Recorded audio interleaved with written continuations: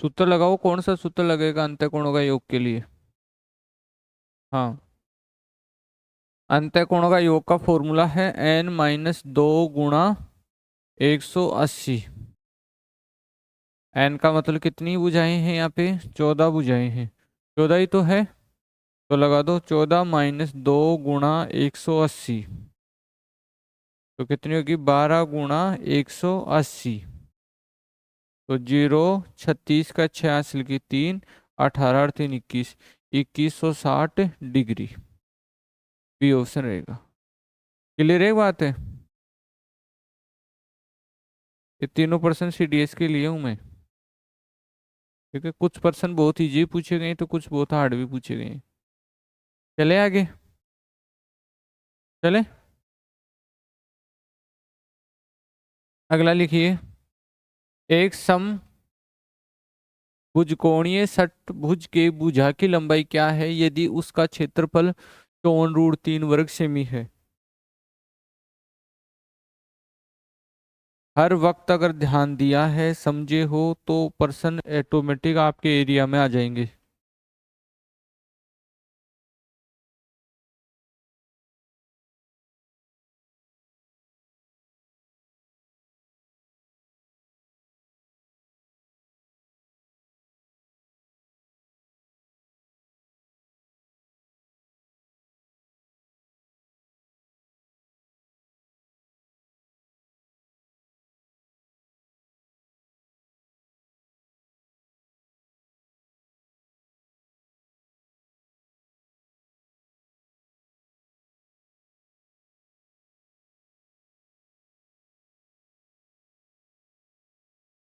बताओ क्षेत्रफल का सूत्र क्या होता है? 6 गुणा √3 बटावा 4 भुजा स्क्वायर। ये भी क्षेत्रफल है और 54√3 भी क्या है? क्षेत्रफल है। कोई दिक्कत तो नहीं है ना भाई किसी के भी? ये भी क्षेत्रफल है और वो भी क्या है? क्षेत्रफल है। तो √3 से √3 काट दिया, 6 से जब इसको काटा तो कितना हो गया? 9। और ये 4 जाके 9 से गुणा हुआ तो भुजा स्क्वायर बराबर कितना हो गया? 36। तो भुजा बराबर कितना हो गया? 6। तो एक साइड का मान कितना है? 6 है, यानी तीसरा ऑप्शन करेक्ट रहेगा। ठीक है, समझ पाने में कोई दिक्कत है तो मुझे बताओ। बाकी कॉपी वाली चीज याद आपको करनी है, जो फॉर्मूले वगैरह रहेंगे। और एक बार जैसे मिक्स क्वेश्चन करवाऊंगा मैं, सो एक क्वेश्चन करवाऊंगा आराम से, ठीक है? तो आप सारी चीजें ऑटोमेटिक सब क्लियर हो जाएगी बिल्कुल बढ़िया तरीके से आप। लेकिन कॉपी में दी हुई बातों को ध्यान में रखो बस। चले आगे, चले। कितने नंबर का है प्रश्न?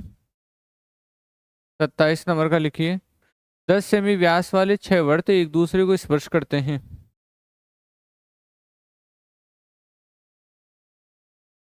10 सेमी व्यास वाले 6 वर्त एक दूसरे को स्पर्श करते हैं तथा उन्हें एक रबर द्वारा बांधा जाता है।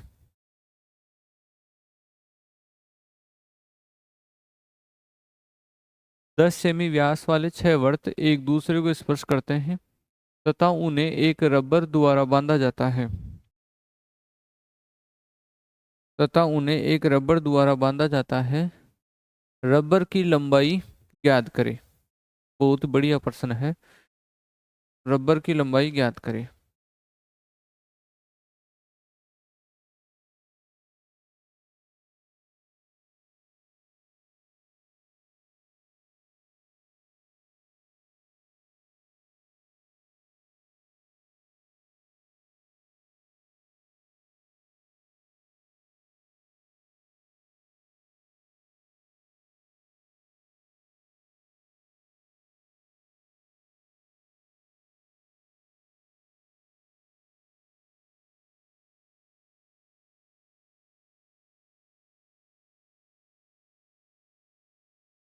10 सेमी व्यास वाले 6 वर्त एक दूसरे को स्पर्श करते हैं, ठीक है? तो ये सबके सब एक दूसरे को स्पर्श करते हैं, कोई नहीं भी कर रहा है तो ये मानो करते हैं वो, ठीक है?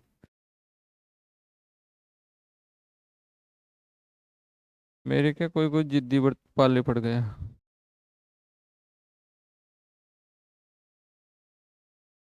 मान लिया।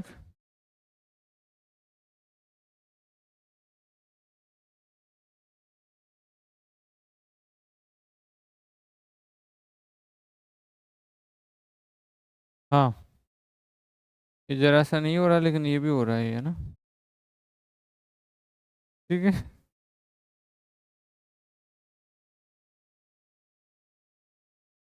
उससे दूर हो जाता है तो फिर चलो कोई ना, तुम मानो। छक्के छह वर्ते एक दूसरे के स्पर्श कर रहे हैं और इन्हें एक रबर द्वारा बांध दिया गया है और रबर की लंबाई पूछ रहे हैं। ठीक है। रबर से बांधेगा तो रबर कुछ ऐसा घूमेगा, यहाँ से ऐसे सीधा जाएगा वो। ठीक है, टाइट होके जाता है रबर, और ये जाएगा ऐसे।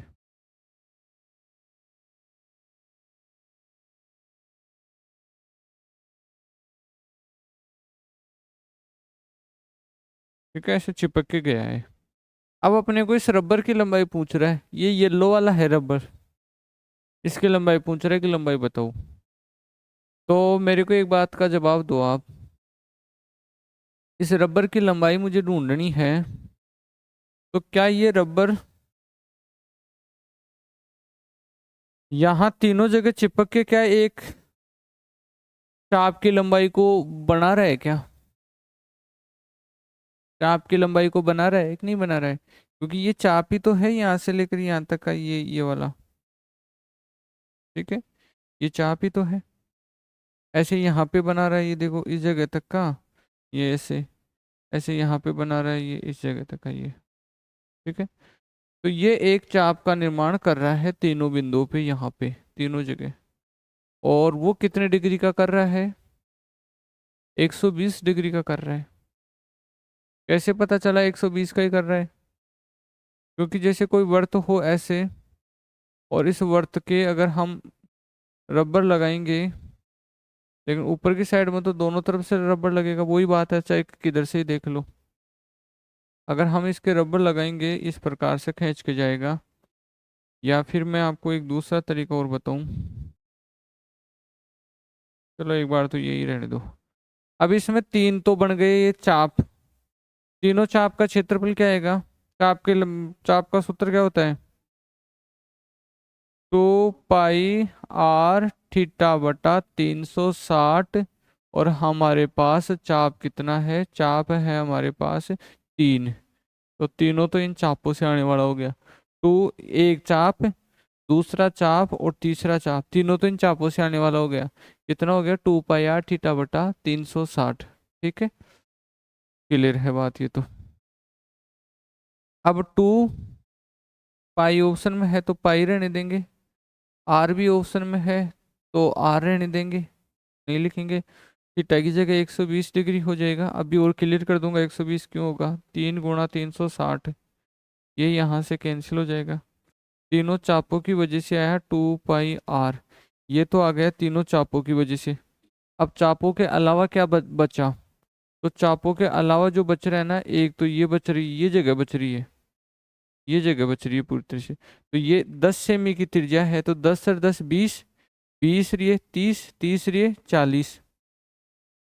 अरे एक साइड की तो 10 ही तो रहेगी ना ये त्रिज्या, तो 10 तो इसकी और इसकी पूरी 10 और 10 दोनों बचेगी, इसकी 10 बचेगी।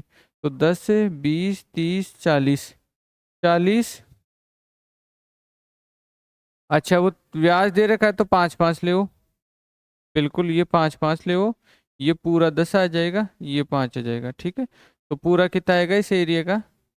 20, 20 आएगा, 20 ही इधर आएगा और 20 ही उधर आएगा। 20 क्यों आएगा? क्योंकि देखो 10 तो इसका आ गया, 5 इसका और 5 इसका, 10 इसका आ गया, 5 ऊपर वाले को 5 इस वाले का, तो 60 हो गया है ना पूरा रबड़। तो 60 इसमें जुड़ जाएगा, प्लस का 60। और 60 को इसने डी के रूप में लिख रखा है, डी यानी डायमीटर, व्यास। तो व्यास के रूप में लिख रहा है, तो व्यास 10 की जगह तो 6 गुणा 10 लिख सकता हूँ ना, और 10 की जगह डी लिख सकता हूँ इसको। तो फिर ये आ जाएगा 6d + 2 पाई r। तो 6d + 2 पाई r, कोई ऑप्शन है क्या? 2 नंबर ऑप्शन करेक्ट रहेगा। एक बार तो आप लिखो, फिर मैं इसको और क्लियर करता हूँ।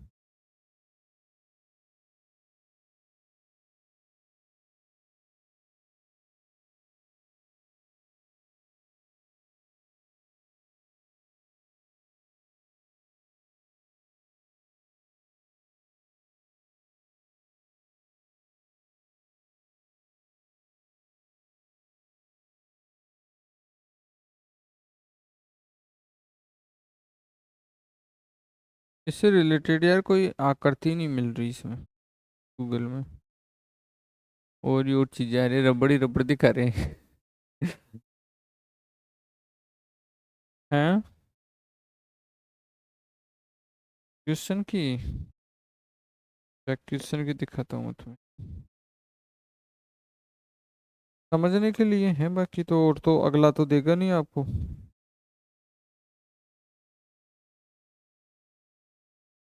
हम्म।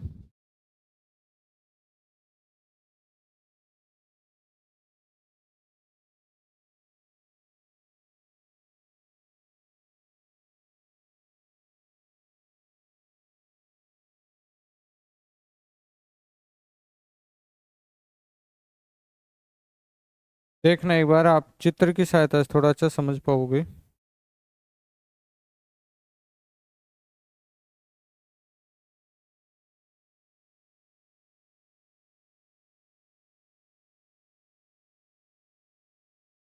ये देखना,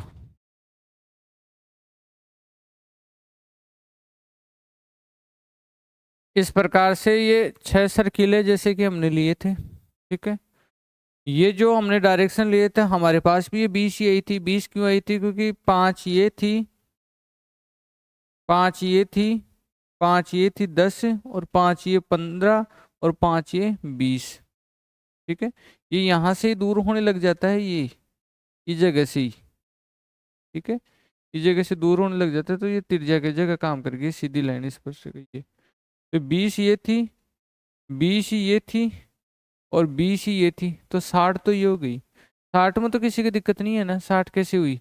अब रही बात इनकी, तो इनमें आप देखना ये जो 1, 2 और 3 और एक ये 4, ये 4 कोणों में डिवाइड हुआ है। कितने कोणों में डिवाइड हुआ है? 4 में। अब यहाँ पे इसने स्पष्ट रूप से कह रखा है कि स्पर्श रेखा के साथ जो कोण बन रहा है ना इसका, ये तो 90 डिग्री का बन रहा है।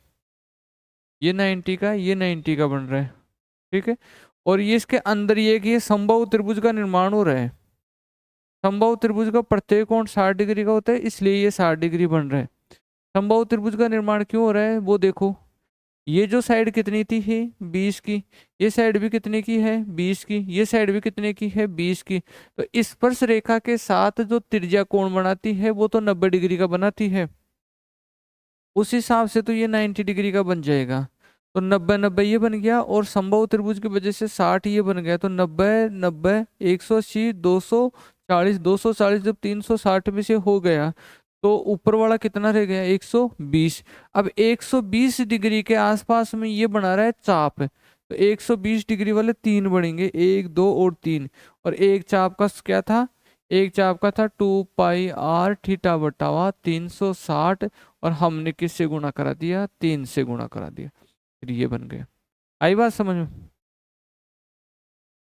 है? अरे वर्त की जो ये है ना, ये जो स्पर्श रेखा होती है ना, स्पर्श रेखा ये, ठीक है, ये यहाँ पे 90 डिग्री का कोण बनाती है। और अब ये दोनों रेखाएं है ना एक दूसरे के समांतर है, और दो समांतर रेखाओं के बीच में 180 डिग्री का कोण बनता है। तो 90 का वो बन गया, तो ये कोण कितने का रह जाएगा? 90 डिग्री का रहेगा। और कोई डाउट? चलो आगे। अब नेक्स्ट आगे बढ़ते हैं।